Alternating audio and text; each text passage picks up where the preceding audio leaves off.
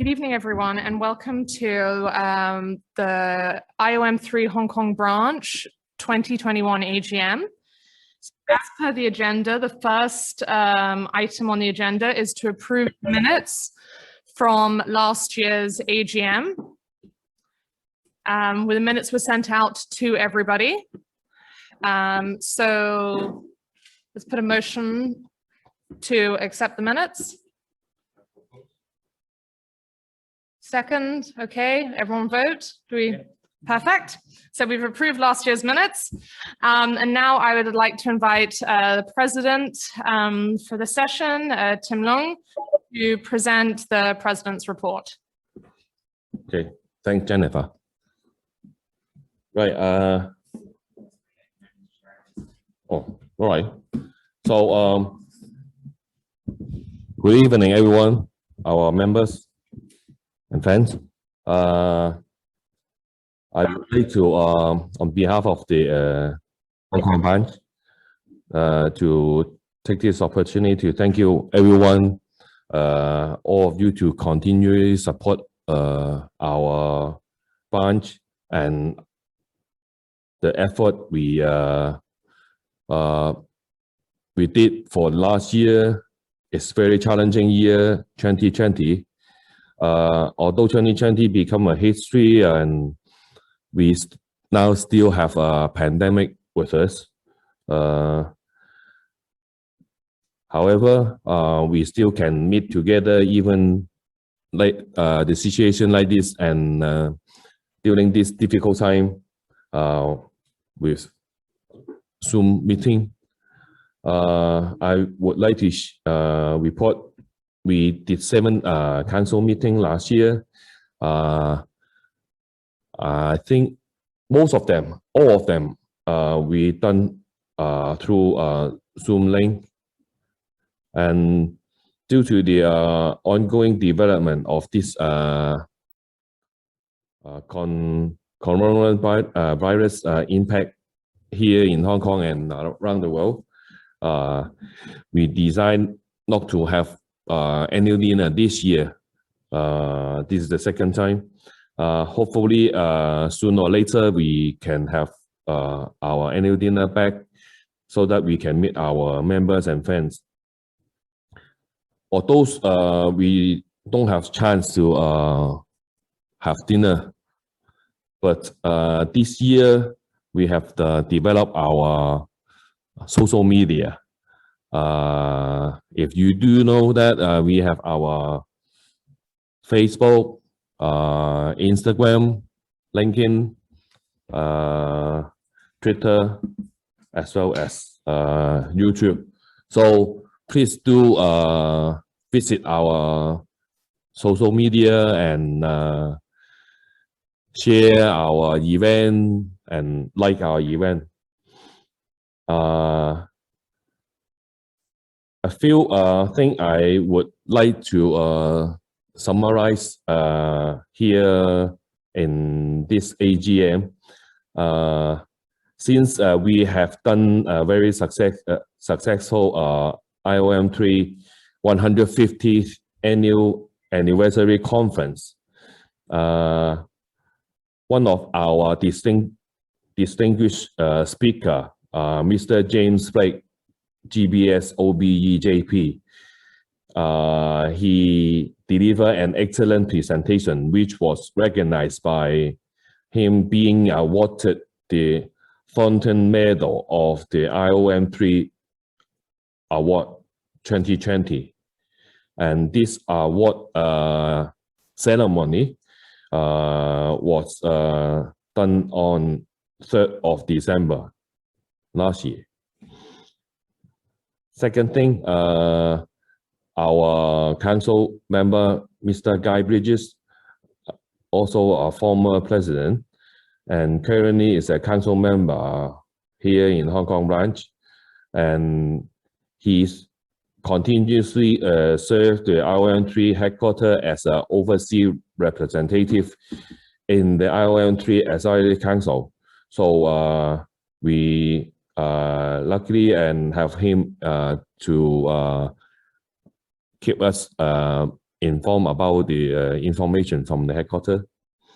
Third, we here in Hong Kong would like to echo the version from the IOM3 headquarters. 2021 is an important year in the effort to move to the lower carbon and resources effect society. So here, IOM3 Hong Kong, I would organize an event that could be associated with helping to build the momentum of the theme of sustainable future. Since the underground space played an essential role in sustainable development in Hong Kong with land supply issue, tonight it is our honor and privilege to have the president of International Tunneling and Underground Space Association, bracket ITA, and she is also vice president of the Chinese Tunneling and Underground Work Society, and deputy general manager of China Railway Academy, Professor Jenny Yan, to give us a webinar tonight after our AGM. Her webinar topics on development of tunneling technology in the Chinese mainland over the past 40 years. So please stay with us. We will have a webinar at 6:30. Before the webinar start, we have our guest of honor, Dr. Raymond Cheung, to give us a keynote speech. Through the effort of the council over last year, the Hong Kong branch continued to be in a very strong position with very high international profile and healthy current account. Lastly, I would like to express my sincere thanks to all the council in the past year's term, 2020 to 21, in particular for the difficulty encountered due to the pandemic of COVID-19. And I would like to also thank Bob A, Andy Westmoreland, and Dr. Louis Wong to be the judges for the local hit of the Young Person Lecture Competition. Thank you very much. This is my report for today, AGM 2021. I would like to pass it to Jennifer for the secretary report. Thank you. Thank you, Tim. So I'll now present the Secretary's report. So as Tim mentioned, we've had a total of 7 meetings during the period 2020 to 2021, which complies with our requirement as the Constitution. In the last year, we've been very fortunate to be able to still organize webinars for all of our members. As we had 1 webinar and co-organized 3 webinars with NAMI, and also had a local heat of the Young Persons World Lecture Competition. The webinars proved to be very successful with great attendance, and would like to thank all the council members who identified different topics and provided great assistance for all smooth arrangements. Obviously, with COVID-19, it's been not possible to organize any site visits, physical visits this year. So the planned events have been postponed until it is safe to organize the physical visits. And in the coming year, we hope to be able to continue to offer webinars and possibly convert some site visits into webinars for our members. So we do expect to have another active year with many opportunities for our members and friends to exchange knowledge and participate in our offered CPD events. And we look forward to seeing as many of you as possible at these forthcoming events. The branch has also been in close exchange with different institutions and societies, and we have representatives on or from various committees and panels including HKE Materials, HKIE Geotechnical, Blasting Working Group, and Cavern Group. And as mentioned, we were supporting organization for several webinars with NAMI, held in September and December last year, and a couple of weeks ago in April this year. And had fantastic attendance at those webinars. 120 people for precast segmental linings in Asia, the use of FRC in the segmental linings, and had over 500 attendees in this month's webinar with NAMI on innovative self-compacting backfill material for pavements in Hong Kong. So it's fantastic to see so many people engaging with the webinars. And for the World Lecture Competition, 2020 Heat was held in September last year for the Hong Kong Heat, and the winner was Wendy Chan with her presentation entitled Molecular Study on Formation of Multi-Compartment Structures by Self-Assembly Amphiphilic Polymer with Dissipative Particle Dynamics Simulation. So if you'd like any more information, please ask her, because I'm not an expert matter on this one. So, and then with regards to membership and professional review interviews for chartered engineer or for full members, those interviews are being conducted via video at the moment, with the peer review taking place with IOM3 headquarters in the UK. And we, as a branch, continue to provide support to the applicants throughout the process. So yes, it's been a positive year despite COVID. So that concludes the Secretary's report. I'll now pass on to YC Lam, our Treasurer. Hi, everyone. I think most of the bench activities and the status have been reported by our President and Secretary. My role is Treasurer, and last year, because COVID year, a full year of COVID events, pandemic, we do not have a lot of usual activities as before.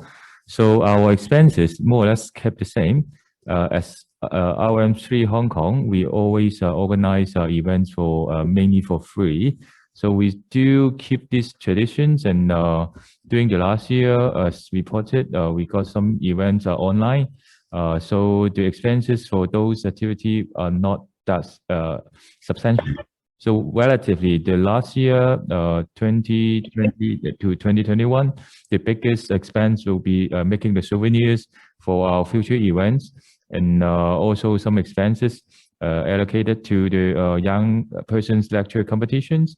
So the balance for this fiscal year, now we are heavily at $458,223.60.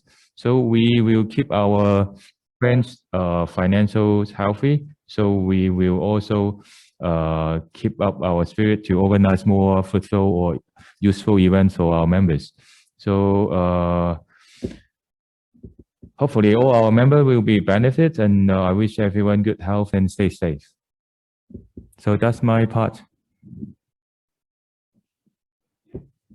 Okay, thank you, Jennifer, and thank you, YC, for reporting the Secretary report and the Treasury report.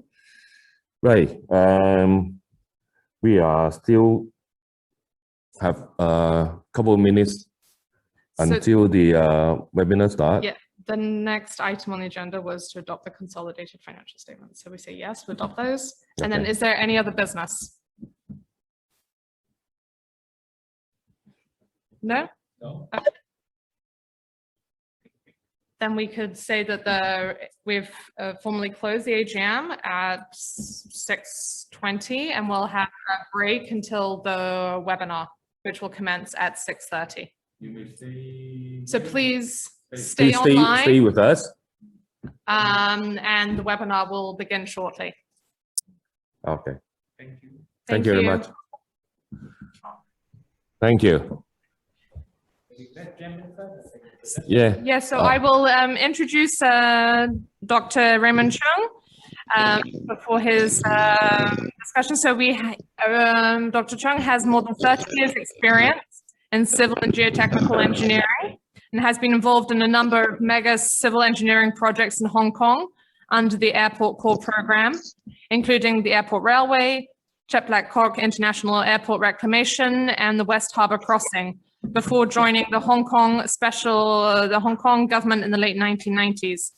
He is currently head of the Geotechnical Engineering Office of the Civil Engineering and Development Department, overseeing the control of geotechnical works, mining operation and quarrying, tunneling and underground space development, the landslip prevention and mitigation program, and the landslide emergency services. Welcome, Dr. Cheung. Thank you for joining us this evening. Thank you.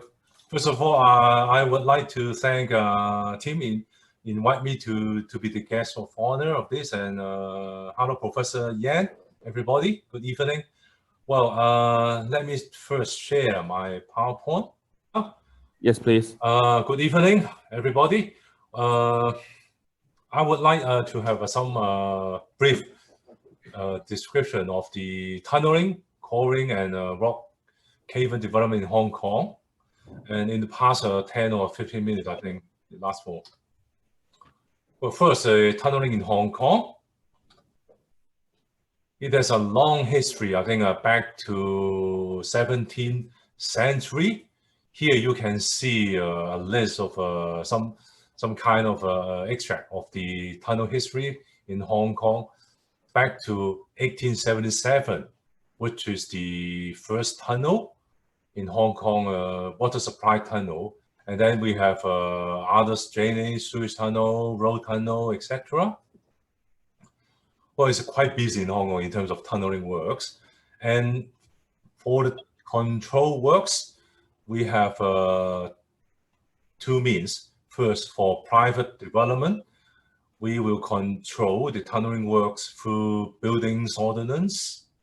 And for the public works tunnel, we have an internal technical circular governing the construction of tunneling works from various government departments. An objective of this control is, of course, first is to protect public safety, and second is to facilitate a cost-effective design and construction. And here, a graph showing the year of construction of tunnel and the cumulative length, as well as the population growth. Right now, we are here. We have about more than 7 million here in Hong Kong. And you can see the total length, cumulative length of tunnels over 600 kilometers. So it varies from a road tunnel, railway tunnel, water supply tunnel, etc. And in fact, in the past few years, we have compiled a very comprehensive catalog. So if you are interested in seeing the record, welcome to visit our website. So you can see the catalog here. And I would like to highlight some major recent tunneling works. Of course, the main is a drainage tunnel, railway tunnel, road tunnel. And for the deepest one, deepest I mean the overburden, over 600 millimeter, is from Tai Po to Butterfly Valley, freshwater tunnel. And in terms of maximum depth below sea level is a HEX 2A, which is a sewage tunnel managed by our service, drainage service department. So the depth is over 160 meters below sea level. And in terms of the longest road tunnel in Hong Kong is around 5.5 kilometers. At that time, we have the largest TBM in around the world. The size is 17.63 meters.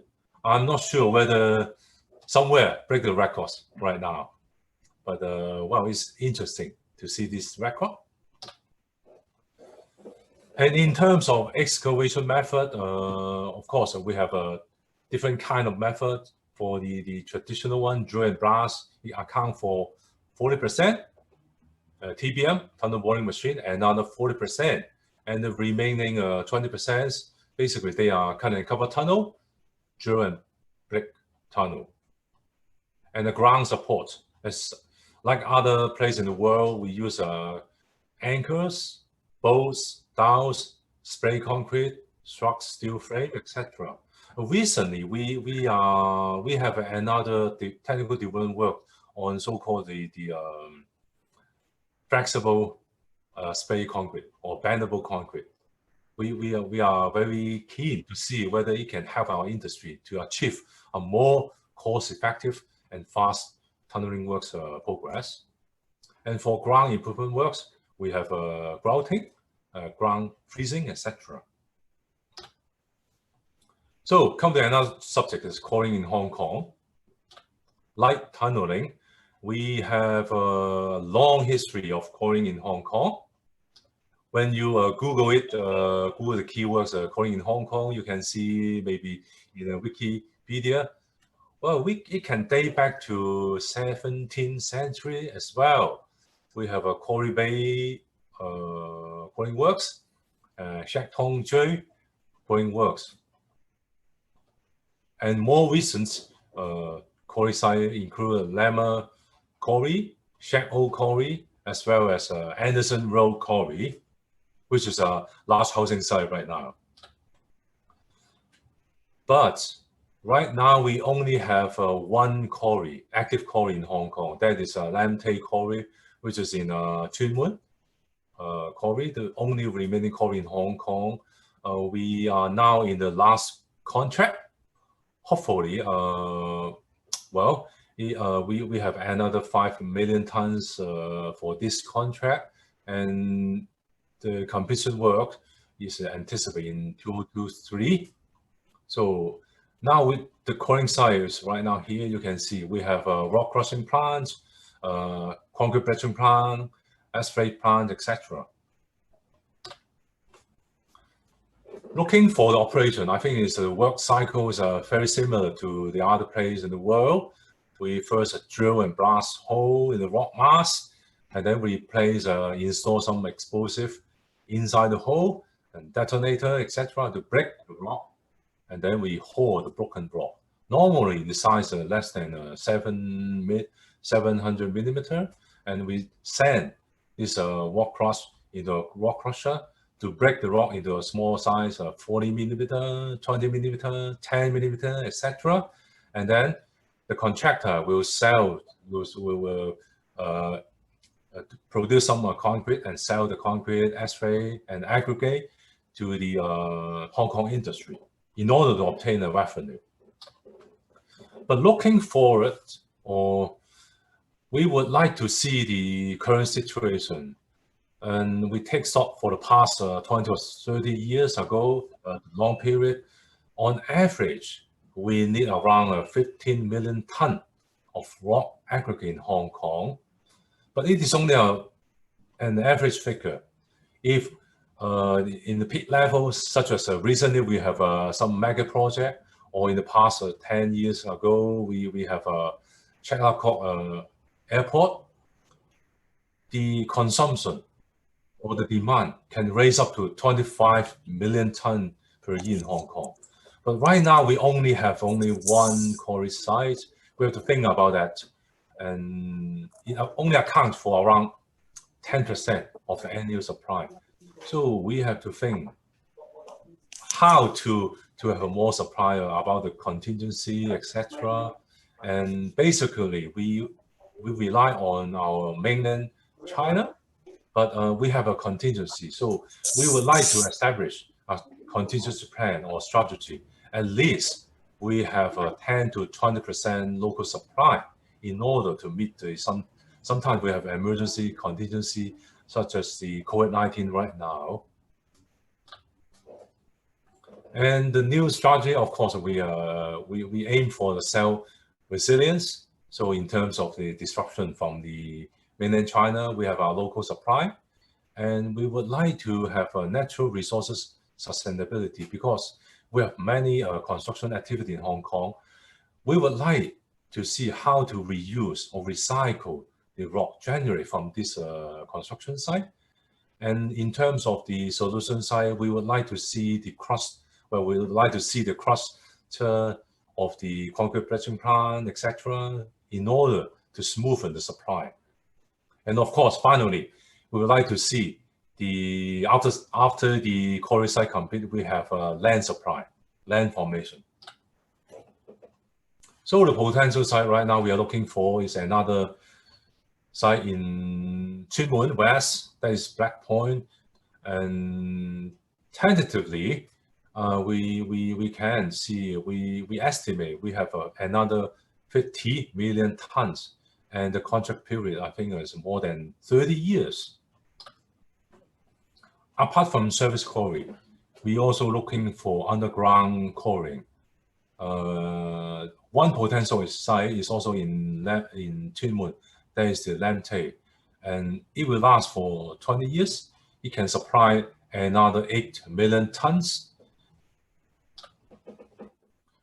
This is the workflow. We are now going through the feasibility study, and we will enter the I&D, that is the investigation and design phase. Hopefully, we can see another new surface and underground quarry site very soon. So the benefit, of course, for the underground quarry site, it is some kind of cavern. So we can have valuable space in the future after completion of quarry site. We can house a storage, data center, and during the quarrying process, we can also house the concrete breccian plant, rock crusher, etc. So many benefits. Rock cavern. Well, we enter the first subject, rock cavern development in Hong Kong. Our colleagues have identified 48 strategic cavern areas in Hong Kong, spread over Hong Kong Island, Kowloon, and New Territory.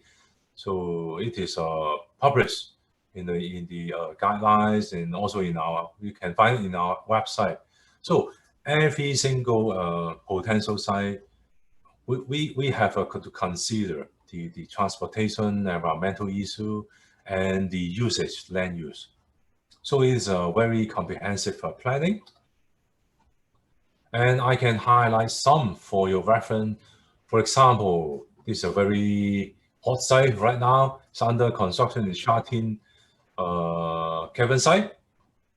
Drainage Service Department is now under construction for this site in order to house the sewage treatment plant. So in the near future, we can release 28 hectare service site maybe for housing. It's a very successful case. And for another two subjects is our central lab, as well as the record center, archive center. We plan to have another new cavern in Edison Road quarry site in order to house these two facilities. Hopefully, it will be under construction in a near 1 or 2 years' time. And for other sites, they are on a different status, planning, investigation, or under construction. So the planning, the pilot planning and engineering study, first we have to select the strategic cavern site. We have a very important to identify suitable land use.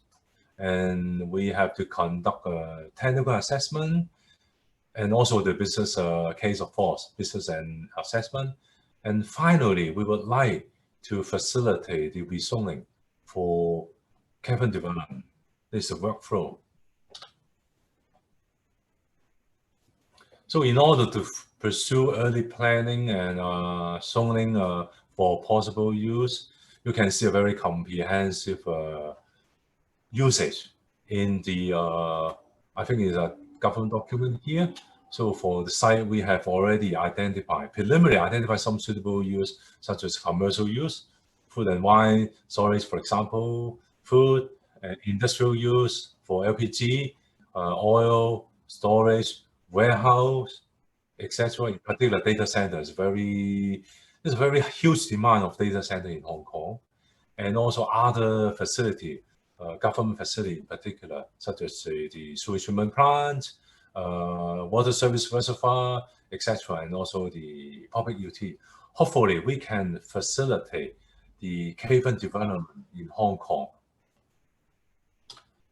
So I think that's all I would like to share with you. Thank you for your attention.